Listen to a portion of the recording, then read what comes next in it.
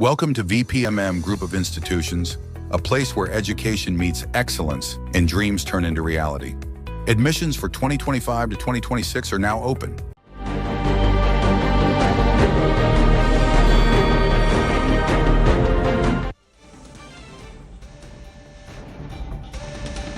கீழடி அகழாய்வுக்கு நிதி ஒதுக்கியதே மத்திய அரசுதான் என்று பாஜக மூத்த தலைவர் தமிழிசை சவுந்தரராஜன் தெரிவித்திருக்கிறார். கீழடி விவகாரத்தில் சு வெங்கடேசன் பல்வேறு விமர்சனங்களை முன்வைத்திருந்தார்.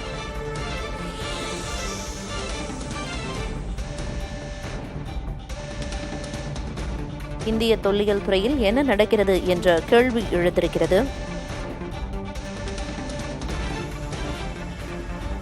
முன்னதாக மத்திய அரசின் இந்த அறிவிப்பு தமிழன் தொன்மைக்கும் கீழடியின் உண்மைக்கும் விடுக்கப்பட்ட சவால் என்று குறிப்பிட்டு திமுக எம்பி சு வெங்கடேசன் விமர்சித்திருந்தார்.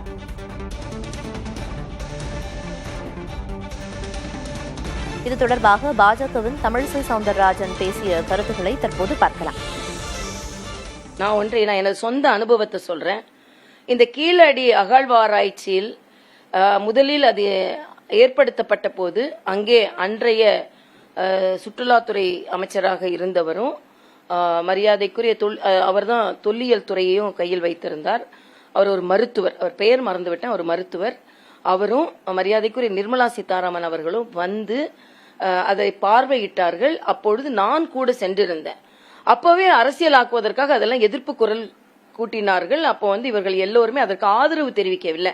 இன்னும் சொல்ல போனா கீழடியில் இன்று தமிழகத்தின் பெருமை உலகிற்கு பறைசாற்றப்பட்டு கொண்டிருக்கிறது என்றால் அதற்கு முழு காரணம் பாரதிய ஜனதா கட்சி தான். ஏனென்றால் இதற்காக முதலில் நிதி ஒதுக்கியதிலிருந்து நான் மாநில தலைவராக இருக்கும் பொழுது எவ்வளவு நிதி ஒதுக்கினார்கள், எப்படி அவர்கள் அகழ்வாராய்ச்சியை மேற்கொண்டார்கள். ஒரு அதிகாரியை அவர் கால அவகாசத்திற்கு ஏற்றாற் போல மாற்றின உடனே அன்றையிலிருந்து இதை அரசியலாக்க செய்தார்கள். இன்று அதிகாரிகள் மத்தியில் ஏதாவது சில தரவுகள் அவங்களுக்கு தேவை என்பதற்காக அனுப்பியிருக்கலாம். நான் கேட்கிறேன், பாஜகவிற்கு என்ன லாபம்ங்க? பாஜகவுக்கு சு வெங்கடேசனுக்கு இருக்கிற அதே அக்கறை தமிழிசைக்கு இருக்குங்க.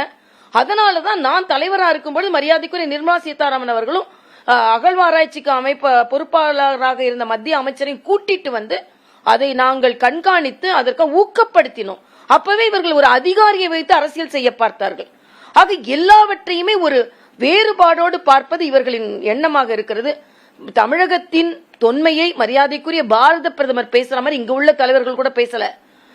உலக அரங்கில் தொன்மையை பற்றி பேசிக் கொண்டிருக்கிறார். அப்ப அந்த தொன்மையை நிரூபிப்பதற்கு அதற்கான வாய்ப்புகள் இருக்கும். எப்படி பாஜக அதை மறுக்கும்? ஆக எதை எடுத்தாலும் பாஜகவை மறுப்பதற்காக, பாஜக ஓரம் கட்டுவதற்காக இவர்கள் செய்யும் முயற்சிகள் இனிமேல் வெற்றி பெறாது. நான் கேட்கிறேன், இதே வெங்கடேசன் ஸ்டாலின் கேட்கட்டும், யூபி அரசாங்கமா இருக்கும்போது தமிழகத்துல எவ்வளவு அகழ்வாராய்ச்சிக்கு அவங்க நிதி ஒதுக்குனாங்க, எவ்வளவு தொன்மை பொருட்களை அவர்கள் வெளியே கொண்டு வந்தார்கள். இவர்களுக்கு என்னன்னா ஒரு செலக்டிவ் அம்னீசியா. இவங்க ஒரு 18-20 வருஷம் மத்தியில ஆட்சியில இருந்ததே மறந்துட்டாங்க. அது அப்போ மத்திய அரசுன்னு சொல்லுவாங்க, ஆனா இப்போ ஒன்றிய அரசுன்னு சொல்லுவாங்க. அப்போ இந்தியின் திட்டங்களை மாற்ற முயற்சியே செய்ய மாட்டாங்க, இன்னைக்கு சொல்லுவாங்க. அதே மாதிரி கல்வியை மாநில பட்டியலுக்கு மாற்றுவதற்கு எந்த முயற்சி செய்ய மாட்டாங்க, ஆனா இன்னைக்கு செய்வாங்க. போராடுவோம் என்று சொல்கிறார்கள். அதே மாதிரிதான் மாநில சுயாட்சியை பற்றி அன்று பேச மாட்டாங்க, இன்னைக்கு பேசிக் கொண்டிருக்கிறார்கள். அதனால் இவர்கள் செய்வது அப்பட்டமான அரசியல் நாடகம். இனிமேல் தமிழக மக்கள் இதை புரிந்து கொள்வார்கள். யார் அக்கறையோடு என்ன நோக்கம் இருக்க முடியும் நான் கேட்கிறேன். சும்மா ஏதோ பாஜக ஹிந்தியை கொண்டு வருவாங்க, தமிழை மறைப்பார்கள் என்பதை நான் வன்மையாக எதிர்க்கிறேன். இவங்களோட நோக்கத்தை நான் எதிர்க்கிறேன்.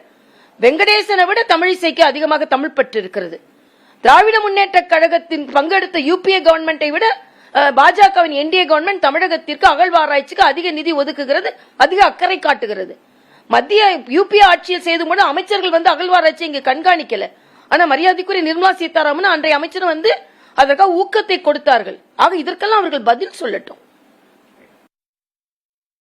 கீழடி விவகாரத்தில் மத்திய அரசின் நடவடிக்கை குறித்து தமிழிசை சவுந்தரராஜன் புதிய தலைமுறைக்கு அளித்த பேட்டியை பார்த்தோம். அவரது கருத்துக்களை தெரிவித்திருந்தார். Welcome to VPMM Group of Institutions, a place where education meets excellence and dreams turn into reality.